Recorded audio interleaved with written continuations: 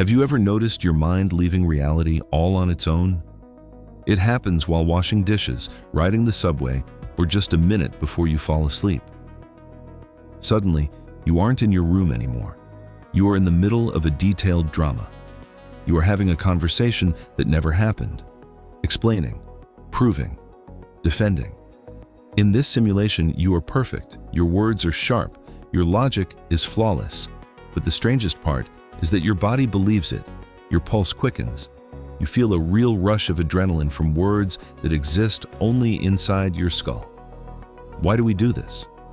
Why is our brain so desperate to invent a world that doesn't exist? Psychologically, this is linked to the default mode network, our internal autopilot. This system kicks in when we aren't focused on external tasks, a state of rest for the body, but not the mind.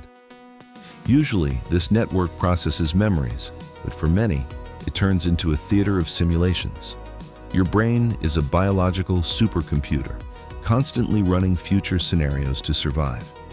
We call this cognitive rehearsal. It's an evolutionary gift that helps us prepare for conflict. Athletes and public speakers use this intentionally to improve their performance. The problem arises when the rehearsal becomes endless and replaces the event itself. The most common type is imaginary arguments, especially those that happened in the past. We rewrite history. We say what we didn't dare to say back then. Psychologically, it's an attempt to regain a sense of power and control over the situation. The second type is success scenarios. You get the award. You are finally understood and valued. It gives an instant dopamine hit. It's pleasant, but it creates a trap of false satisfaction. The third type is the hardest. Catastrophe scenarios. Your brain prepares for the worst so as not to be caught off guard. What if they say no? What if I fail again? You live through the pain before it even happens. Your body feels the stress of events that exist only in a what-if format. Why do some people do this more than others? The answer lies in social intelligence. If you are prone to reflection, your brain is constantly scanning social codes. Imagination becomes a safe laboratory where you can test reactions without the risk of rejection.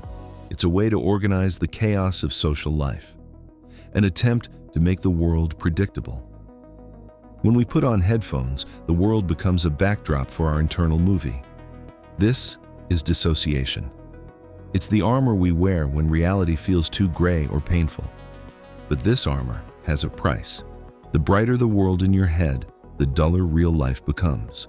We begin to emigrate into our own heads. We become tourists in our own lives. Time in simulations flies by unnoticed, but it creates nothing in the real world. We lose the skill of improvisation because real people never respond according to our script. However, it's important to understand one thing. You are not broken. Your ability to simulate is a high-level cognitive superpower. It's fuel for creativity. It's the same power that allows humans to build cities and write symphonies. Your brain is simply too active. It is trying to protect you and find meaning in the chaos. The problem isn't the imagination itself. It's when it becomes a substitute for action. Real change only happens when we step out of the mind's lab and into real life.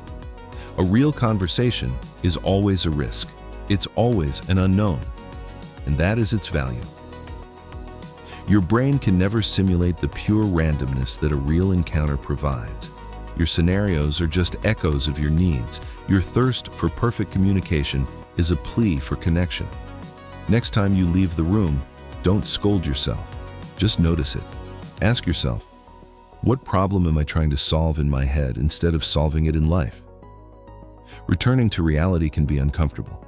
It can be painful, but it is real. We are all a little lonely in our scenarios. But we are all together in this physical space. Maybe it's time to stop being the director of a movie no one will ever see. Reality is waiting for you. It's imperfect, unpredictable, and often unfair. But it offers something no fantasy can: the possibility of real contact.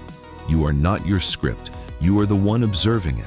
There are billions of stories around, and yours is just one of them. but it's the only one you can truly live. Don't fear the unpredictability. Don't be afraid to say something off script. Reclaim the childlike ability to simply be present, without preparation, without rehearsal. Your imagination is a tool, not a prison. Learn to use it, not serve it. You are okay. Your active mind is a sign of life. Channel that energy into what you can touch. True peace comes when you allow the world to be as it is. Life is happening now.